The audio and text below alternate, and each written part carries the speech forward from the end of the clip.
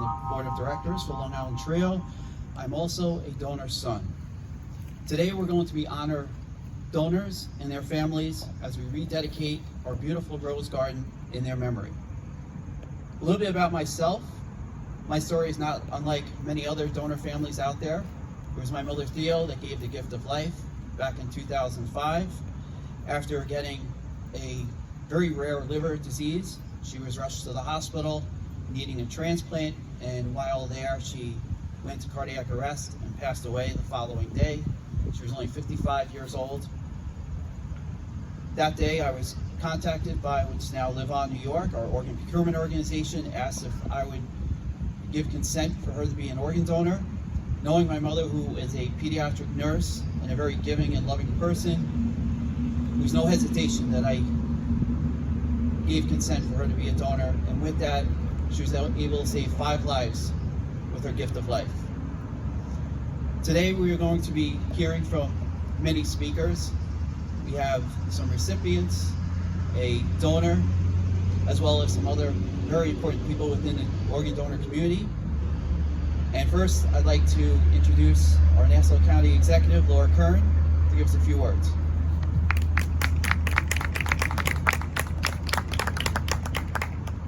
Hello, everyone. Thank you so much for choosing this beautiful space in Eisenhower Park.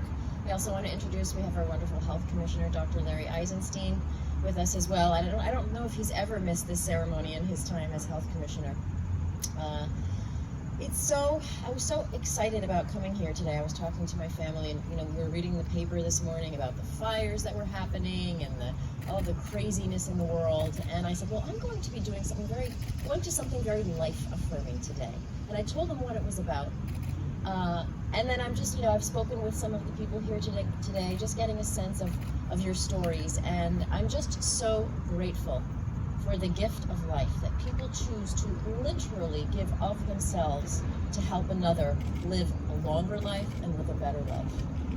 And the more that we can get the word out, this is a great thing to do. Sign that thing on your license to be a donor.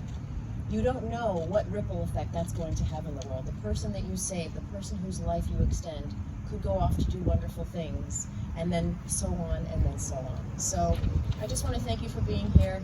Thank you for giving the gift. Thank you for those of you who have received the gift. And I think we can just all affirm together. This is a good reminder just to remember to live our best life every single day, because you never know.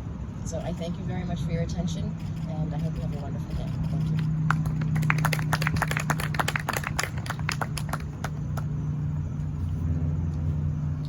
Thank you, Laura.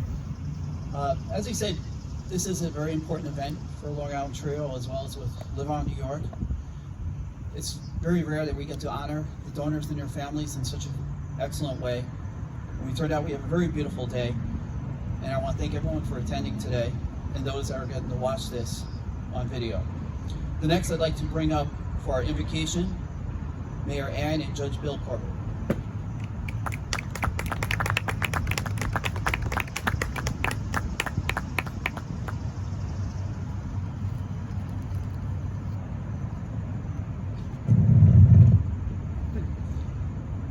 In June, Bill and I visited the Rose Garden. Eisenhower Park was quiet.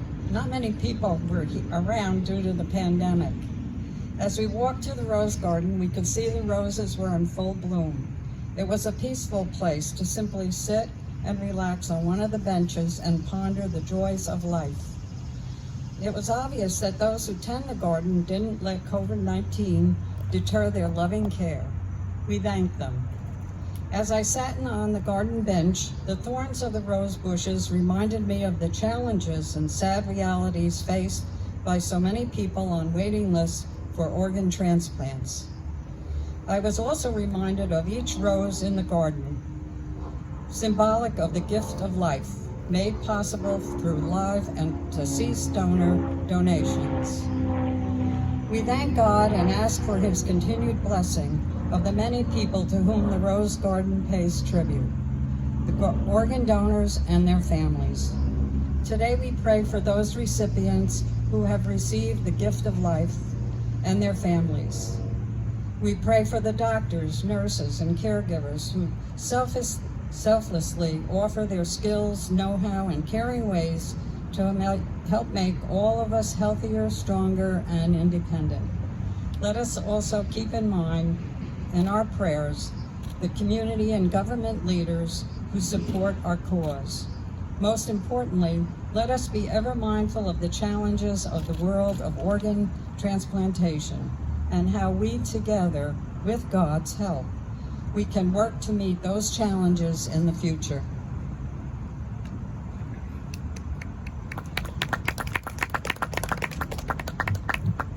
So as we come together to celebrate the blessings of our survival and to thank the wonderful, courageous donors and dedicated medical personnel who've enabled us to survive and enjoy our extended lives, we beseech thee, Lord, to reach out to the people of our great nation and throughout the world so they can see it in their hearts to become donors. Donors who will help others to extend their lives so their families can enjoy life, love, and happiness. Dear Lord, we ask you to continue to bless and protect all of the participants in today's ceremony.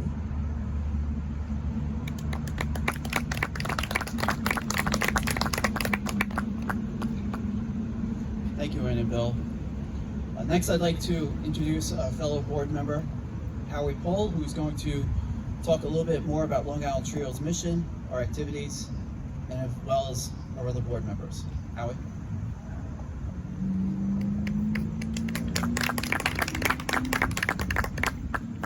Thank you. It's my pleasure to be here.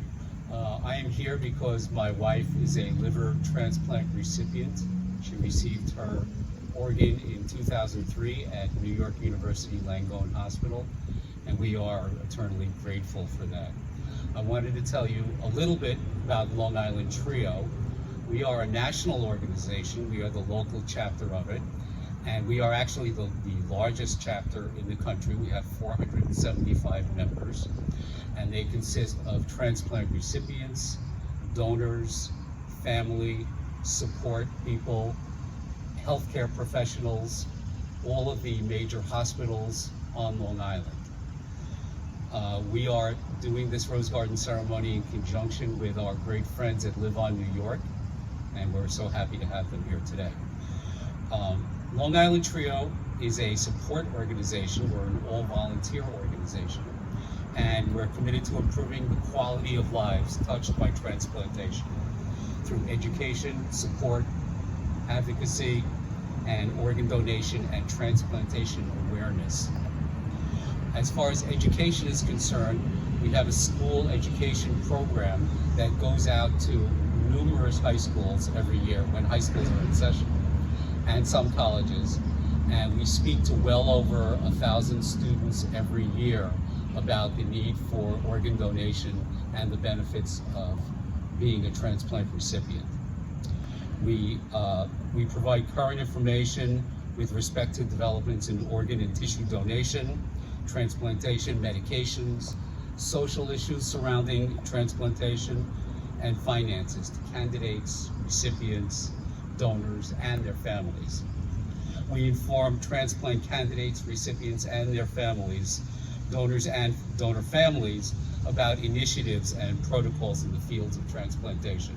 We have general meetings every month when we can do general meetings, or now we have virtual meetings where we have the highest authorities in transplantation, the transplant surgeons from all across the Northeast come to speak to us, and that's to great benefit to us.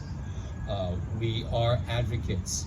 We are concerned about legislation that affects transplantation, and we are very active in soliciting support for things that will facilitate bills and what have you, that will facilitate the ease with which people can receive transplants and the equity with which candidates for transplants can receive their organs. And finally, and perhaps most important, we promote donor awareness. We work with our friends at LiveOnNY New York at Organ Donation Enrollment Day every year to enlist people to enroll in organ donation.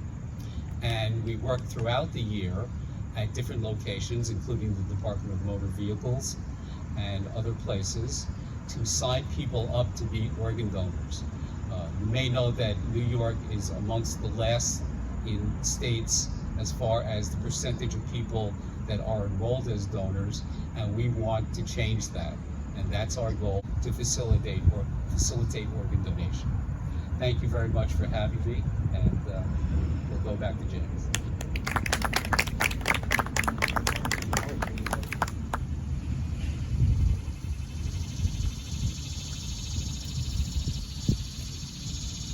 Thank you, Howie. I just want to first also, before I forget, is to thank Laura Curran and our Nassau County Executive and her staff, as well as the Parks Department staff. We have Paul and James and Andrew all here to help us out on this lovely day. So please, thank you all for coming to work today. The next person I want to bring up is the president of Long Island Trio, Joy Oppedisano, who is going to give you a history and significance of the Rose Garden.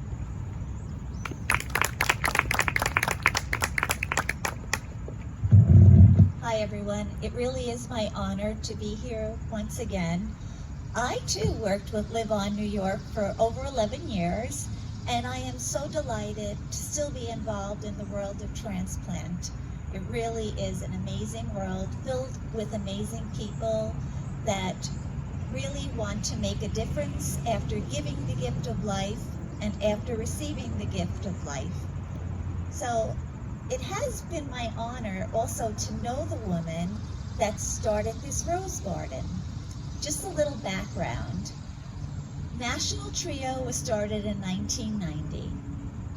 Then 1 year after, International Trio began. So Trio is an international organization.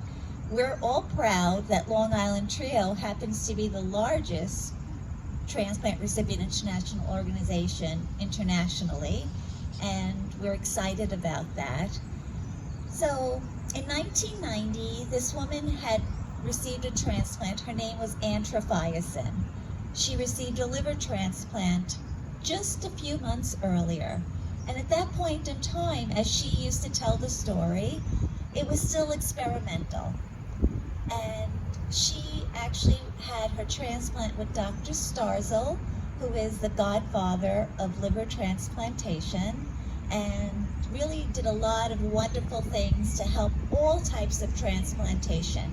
She was so grateful, her husband was so grateful. They joined National Trio immediately, and they went to a conference for International Trio, and there was a woman who was a recipient, and she said that she raises roses, and if anybody creates a rose garden in their area, she would send them 30 roses that they could plant. And therefore, this anonymous woman started and helped with the rose garden. So when Ann and Don Laskaris got home from the meeting, they needed to find a spot for the rose garden. And they began to approach all the hospitals. And they lived out east, so they started out east. And so you can imagine the hospitals they approached, the big hospitals. And they really weren't interested, they weren't sure. Transplantation, they weren't even sure it was going to work, transplantation. So why highlight the gift of life? Well, thankfully, they didn't stop.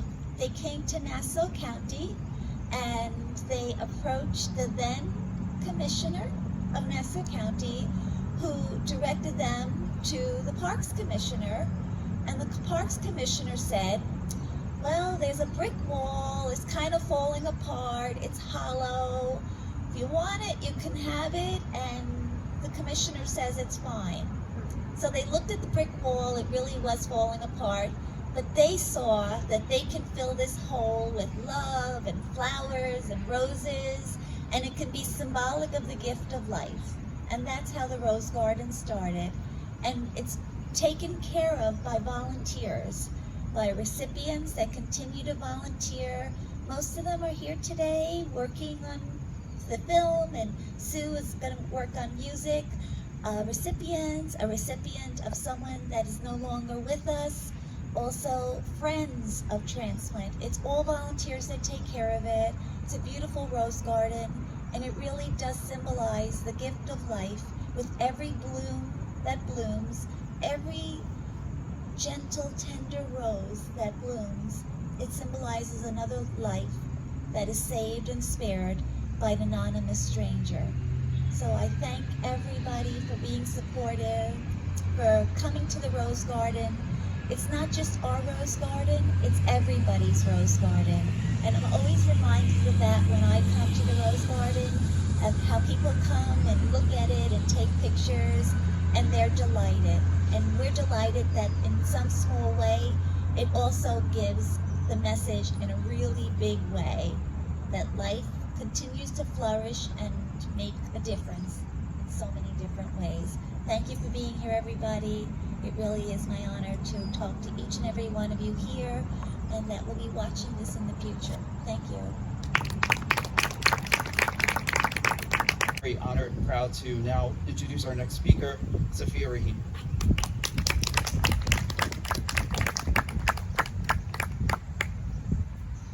Good afternoon, everyone. It is such a privilege to be joined here today with you.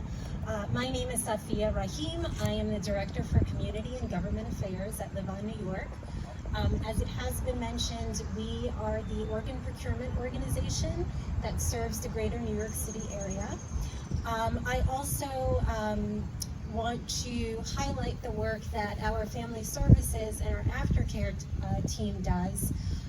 They are perhaps some of the most compassionate, caring, wonderful colleagues that I've had the privilege to work with, because they do the great work of working with families and providing comfort and honoring the legacies of the selfless donors. And we're just very proud of the important and wonderful work that they do each and every day. When COVID-19 happened, we as a community were forced to sort of rethink who our heroes are, right?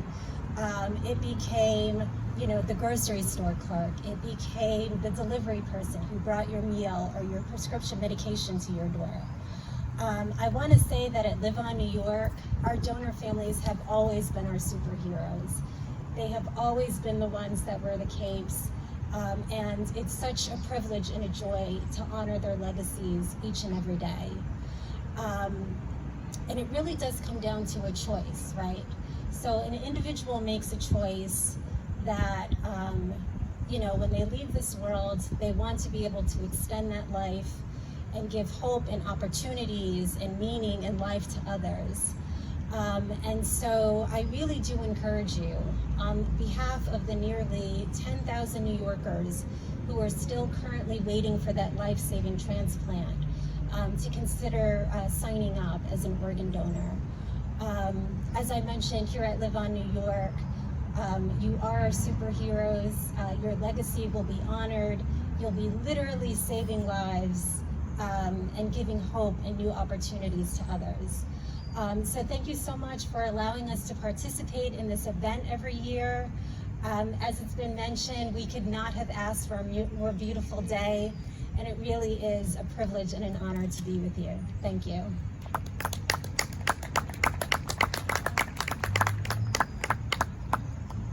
Thank you, Safiya.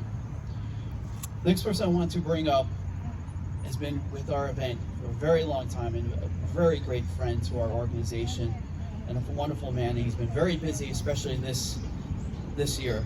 I want to now bring up, it's my honor to bring up Dr. Lawrence Eisenstein.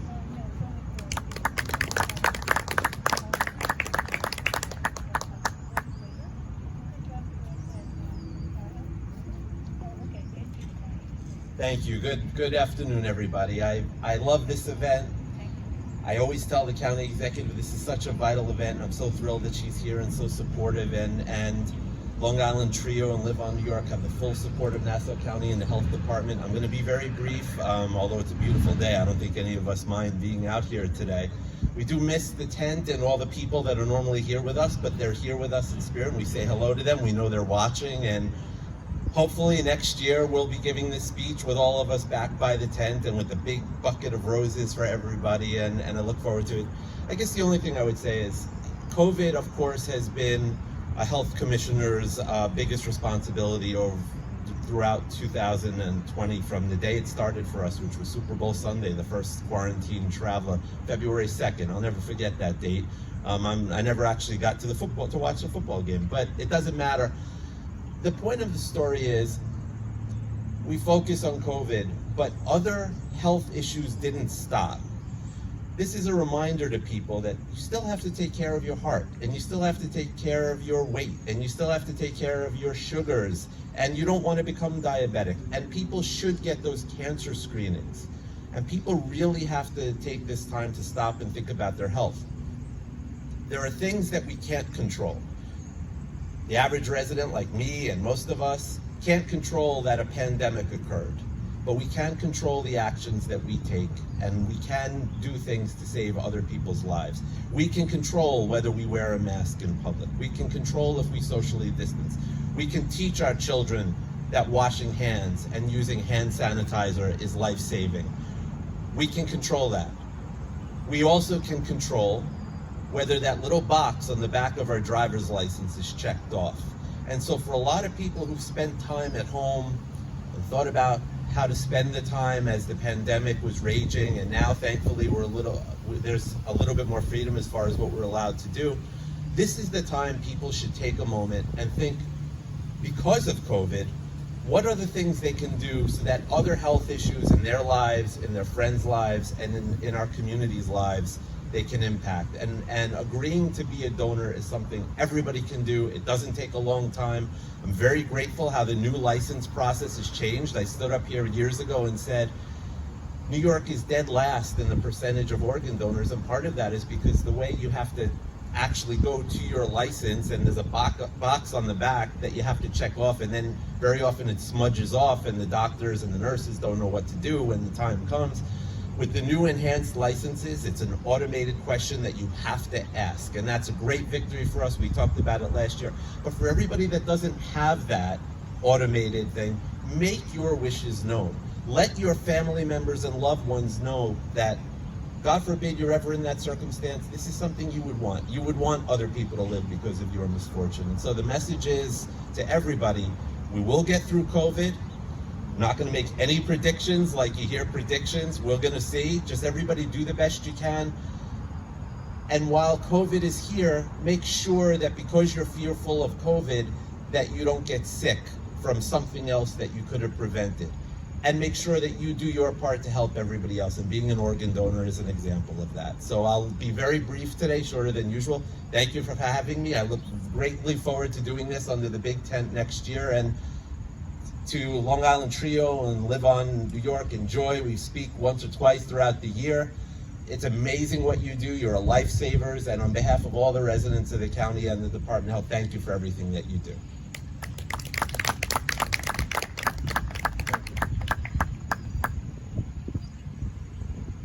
Thank you, Dr. Eisenstein. A couple of things I just want to say before we go to our next portion of the program. Just a reminder, Live On New York will have their Organ Donor Enrollment Day on October 8th. Please visit their website for more information and go out there and let's get people to register. As we've been hearing throughout the day, we are 50th in the nation as far as registered donors, and let's get those numbers up. So now, we're in a very important part of our program now where we get to hear some stories about some recipients and donors as well. For me, being a donor family member, these are the stories I really cherish the most. And as far as all the donor family members, we really do appreciate hearing the success stories of some of the recipients out there, because it also helps us know that we made the right decision that day when either we decided to be an organ donor or we gave consent for our family members to be organ donors. So the first person I want to bring up now is wonderful. I heard a little bit of her story earlier today, and I'm very proud to bring her up, Linda Morales.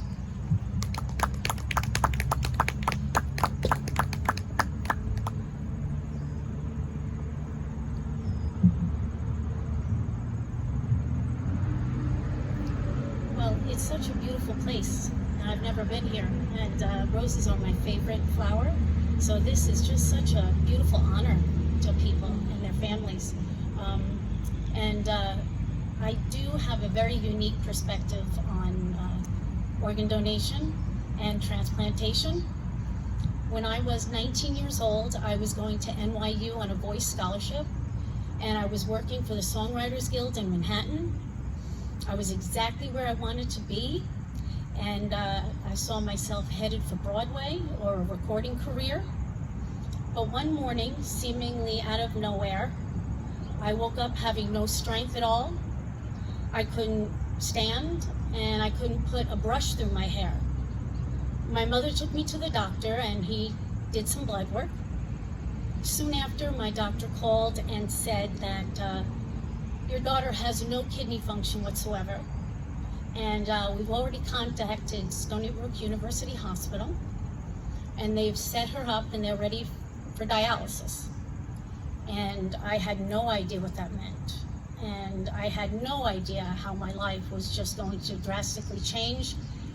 No more school, no more job, no more being a 19-year-old in New York City. And I had to be on dialysis 3 days a week, indefinitely.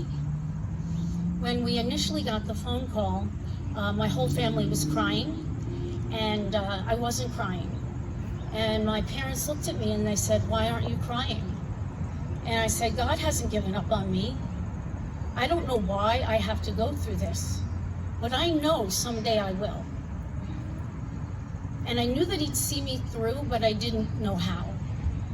When the doctors talked to me about having a kidney transplant, I said, "No way." I was 19 years old. No one is cutting me open unless it's life or death. The thought of having someone else's body part in me terrified me.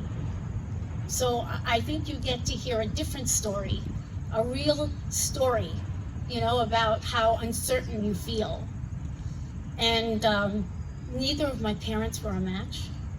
So I knew someone had to die for me to live.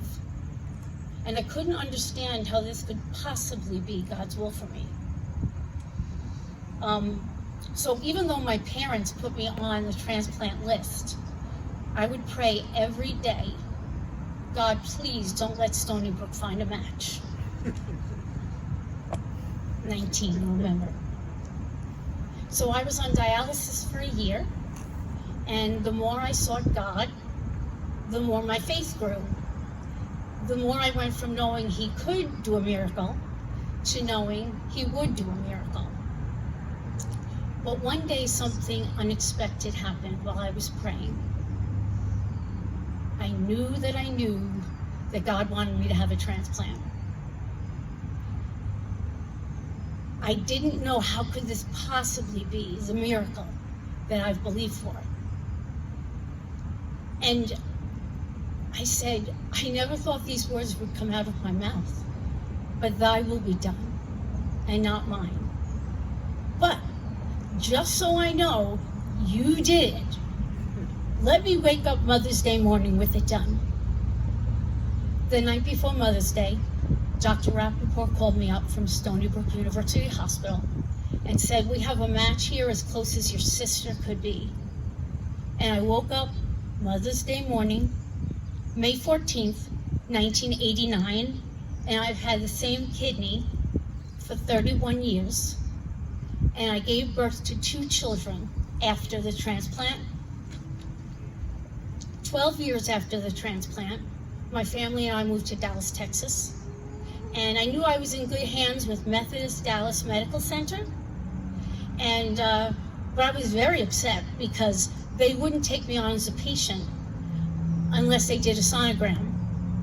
Now it was 12 years, a good kidney lasts 8, statistics. Now it's 12. God, how could you force me into this? I knew it wasn't going to fail, but just to hear anything negative, I just didn't want to hear it. Well, I go in and I do the sonogram, and the technician says, "Are you sure? Is it 1989? And I said, "Yes." He says, "Wait right here." And another technician comes in and he does the sonogram.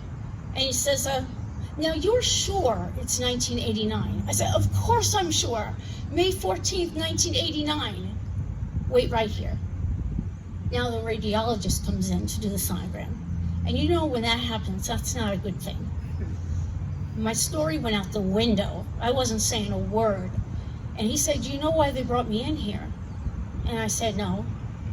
He said, "We're supposed to be seeing a 12-year post-transplanted kidney. It looks like it was put in yesterday, and none of us can explain it." My daughter Sarah is 25 years old. And a couple of years ago, she came to me and asked me a question. She said, "Why did you give me the middle name Nicole?" I said, "No particular reason." Sarah then said, "This is hard for me to explain, but my whole life, I felt like my middle name belonged to someone else."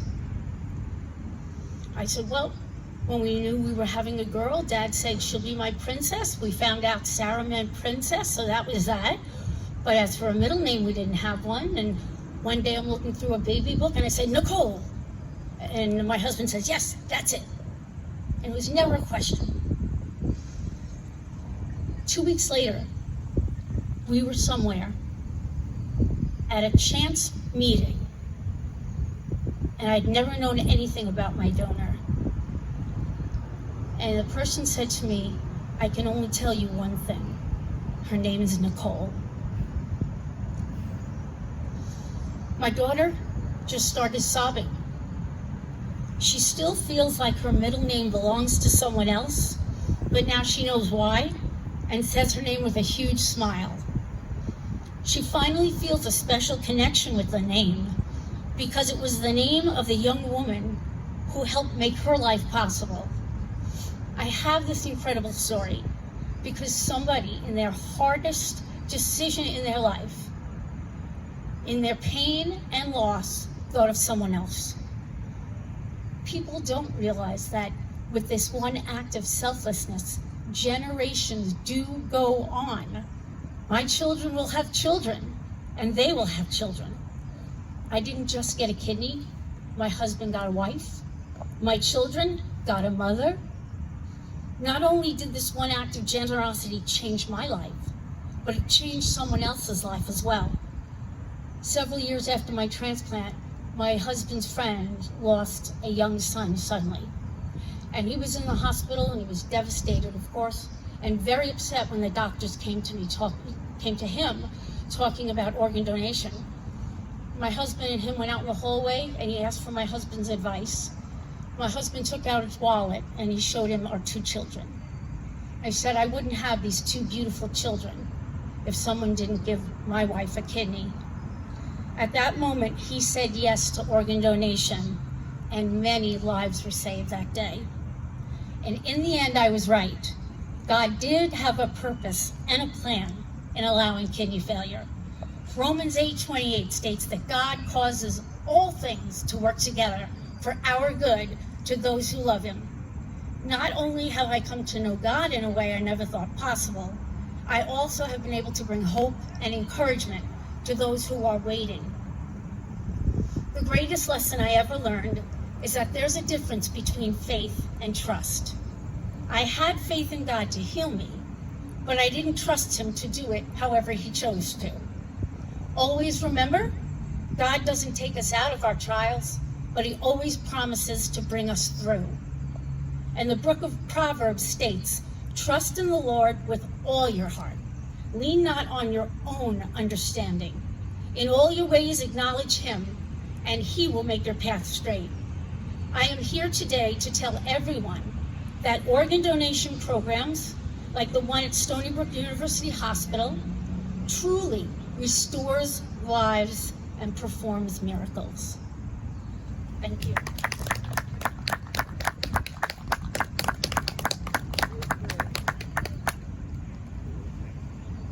Thank you, Linda. That was a wonderful story. The next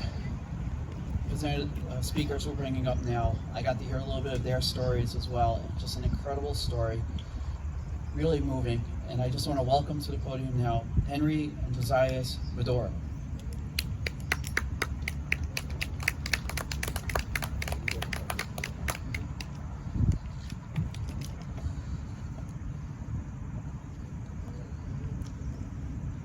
Good afternoon, everyone. It's an honor to stand before you today and be in such good company. First, I wish to acknowledge everyone that is on the front line battling the coronavirus pandemic and keeping us safe from disease while risking their own lives in the process.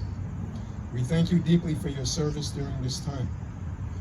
Beginning in 2012 and continuing until 2020, I have been under the care of several nephrologists. I started dialysis in August 2017 and continued it until June 15, 2020, for a total of 8 years with end-stage renal disease. In August 2017, I had an emergency central venous catheter implanted, followed by an AV fistula, followed by a PD catheter, and now, thanks to my son, I'm the proud recipient of a live donor kidney transplant. And all this took place over a 3-year period. On June 15, 2020, Dr. Elliot Grodstein from Northwell Health and Dr. Ahmed Fahmy performed a live donor transplant with my son and I. It was the first elective transplant of 2020 by the Northwell Health Renal Transplant Program. You may be wondering why it took so long, but God only knows. From the moment I received the central venous catheter, my son, standing next to me, said, "Dad, I'm here for you." He repeated this on numerous occasions as I went through the full spectrum of dialysis procedures. Looking back, it took me 3 years to accept my son's offer. I can honestly say it was one of the most life-changing decisions I have ever made. My youngest daughter came to me prior to my making that decision and said, quote, "Dad, between the 5 of us, we have 10 kidneys. The least we can do is give you 1 or 2, unquote. I think in that moment, all my concerns and what-ifs vanished, and I realized that the time had come for me to move forward. As a side note, all 4 of my children volunteered to be donors and completed the necessary blood work. On hearing my decision, it seemed that Dr. Grodstein, who was the surgeon, was even happier for me than I was for myself. By the way, Dr. Grodstein was a surgeon that implanted my peritoneal catheter and suggested that I seriously consider a transplant since it would make a significant change to my current lifestyle on dialysis. Of all the procedures, beginning with the venous catheter and ending with the transplant, I believe the transplant was the least painful and least uncomfortable of all of them, and it also had the quickest recovery time of all the procedures. Both my son and I were walking on our own the day following the procedure with little or no discomfort and visiting each other in our different rooms. We wish to thank the entire staff of the renal transplant program for making the transplant a success. And a special thank you to Dr. Grodstein and Dr. Fahmy for their care, skill, and professionalism. It's been 3 months since the transplant, and my recovery couldn't be better. Each day I'm able to accomplish more and more, and I feel that I've been given a gift of life, a special opportunity to resume my normal lifestyle. I wish to thank the entire Northwell Health Renal Transplant Program. They have been in close contact with us prior to the transplant and after the transplant, and they continue to do so even now. I also wish to thank the hospital administration, the specialist surgeons, the normal specialists, the silent doctors, the nurses, physician assistants, and medical students. I have been and continue to be very impressed with the services we've received from Northwell Health. Everyone we encountered was very caring and made my son and I feel welcome and comfortable. Each person was very professional and made it clear that they were there to care for the patient. To be the largest healthcare provider in New York City and still maintain the professionalism with compassionate care is an outstanding achievement. 3 years prior to my first dialysis, my wife and I began praying daily for a new kidney after we learned that 1 kidney had already failed and that the other was near failure. Little did we know that God had already provided a matching kidney in our immediate family. Thank you for allowing my son and I to share our stories at this important gathering.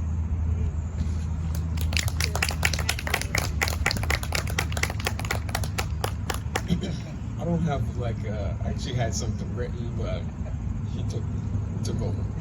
All I say is my father and myself, we are actually both in the military. He was in the Navy for 33 years, and then I was in the Air Force for 4 years.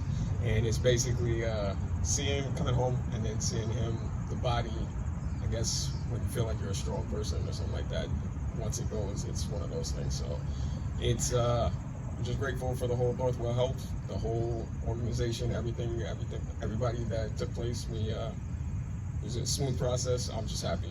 He's good. He's got another 20, 30 years of life, and I'm grateful for everybody, and we're here. Thank you. And yes, I will sign up as an organ donor.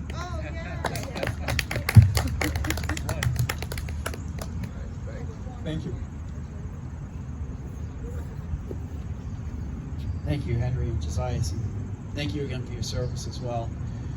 These stories are really incredible, and coming from someone that represents the donor families, it's really nice to hear stories like this, these success stories, because it also reaffirms all of us, our donor families, that we made the right decision when we signed up or gave consent to be an organ donor. I would be remiss to not mention that we had a loss in the transplant community a week ago. A good friend and heart recipient, John Aquero, passed away from brain cancer. He received the heart back in 2007, and he and I volunteered with LiveOnNY New York since 2007 up until last year when he started getting sick. He raised a lot of awareness about organ donation, as well as he had some tremendous fundraisers to help raise awareness as well. But one thing he'd always say to me, he'd say, organ donors are the true heroes. Donors like your mother are the ones and the reason why someone like me is here today. And now, with that, I'd like to bring up Joy Oppedisano to mention more heroes out there that gave the gift of life. Joy.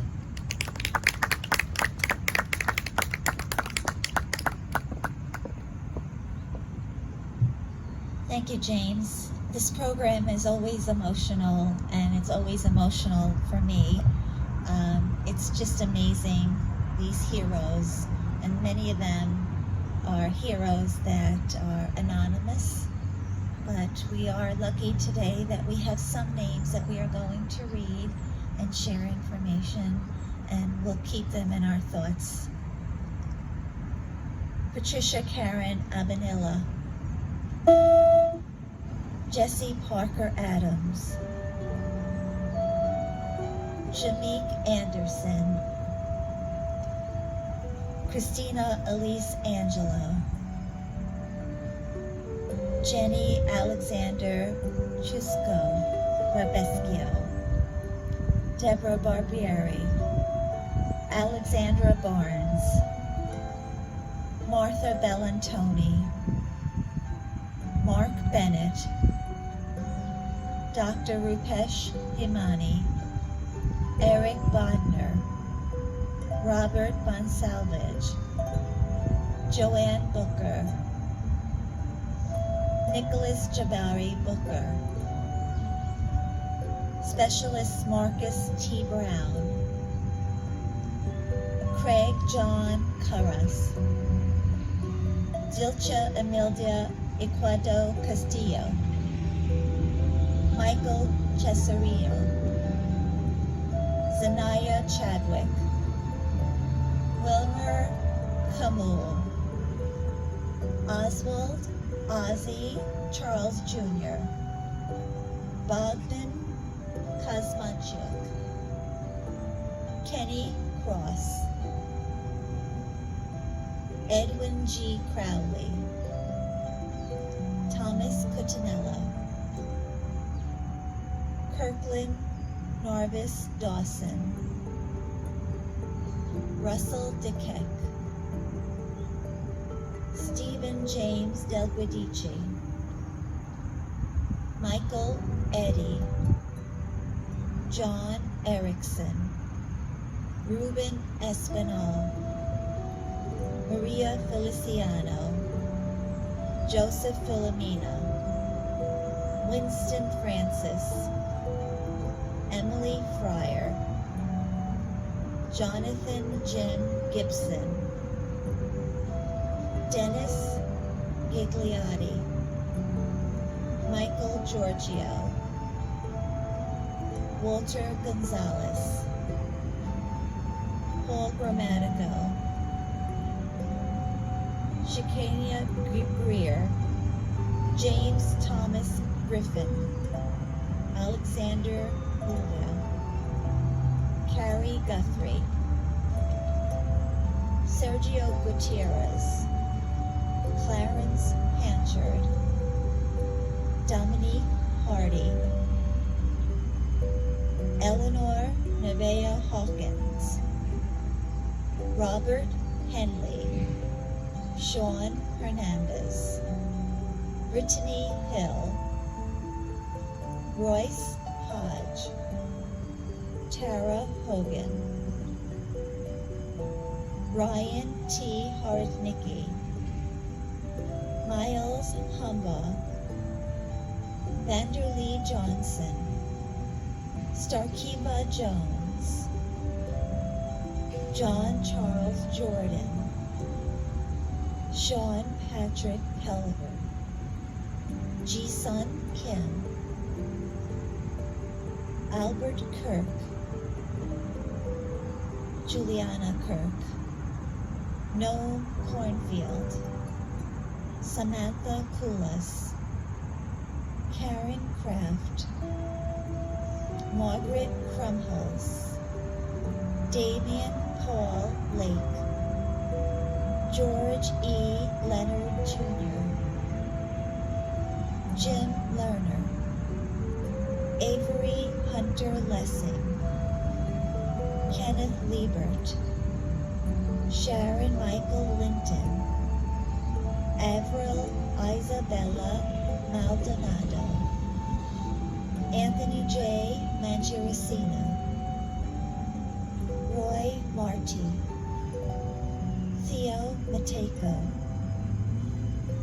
Michael J. Mazer, James Patrick McCabe, Robert John McGarry, Edward McGuire, Michael McHale, Matthew McIntyre, William Meek, Stephen Arthur Ment, Edison Mercedes, Douglas Montalbano,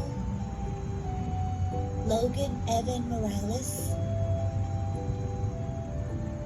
Terry Norman, Michael Morris, Owen Robert Lee Miller, Karen Musto, Bryce Neville, Anthony O'Connor, Olawatson Olusoji Ojayame, Joseph Giuseppe Oppedisano, Artrika Hakori, Daniel Pagan Jr., Manuel Pagan Jr., Luisa Paulino, Michelle Pedraza, Gabriel Perry, Peter Eric Phillip, William J. Panilli, Joseph Pipia, Elliot Quick, Terrence Reed, Jonathan Barrera, Charles Roberts III, Jose Robles, Catherine Rochetetar, Louis Russo, Terrence W. Ryan, John Joseph Salig, Un Yuk Sang, Saul Godinez Santos, Matthew Saper, Andrew William Schmid, Sonia Denise Scott, Kenneth Shoulders, Adam Jerome Sloman, Scott Smith, Steve Snipe,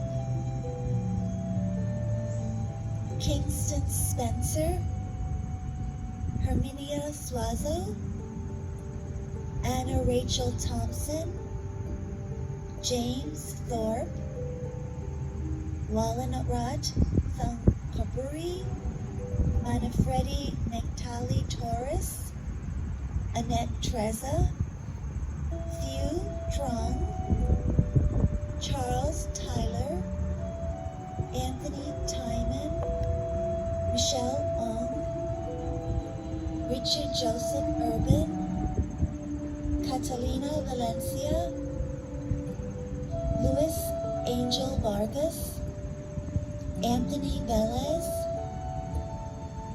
Alvin J. Wagner Jr., Harry B. Wasserman, Christopher Yeri, Alberto Zamacona, and Nicole. I also want to mention that one of our deceased donors that was mentioned, Paul Grammatico, his mom donated the music for the background.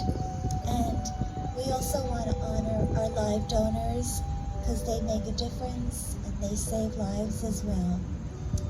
So, Josias Maduro, Bill Brennan, Mayor Ann V. Corbett, Juliana Kirk, Jim Lerner, Lisa Millard, Jean Nixon, Pat O'Neill, Michael David Powell, Pete Prudenti, Donna Van Pelt, John Ing, Jennifer Rusak, Michael Rusak, Peggy Rusak, Jerry Sosna, and Lori Katz. Thank you all for making a difference and helping generations continue as we heard. It really is our honor to be here and to spend this afternoon with you.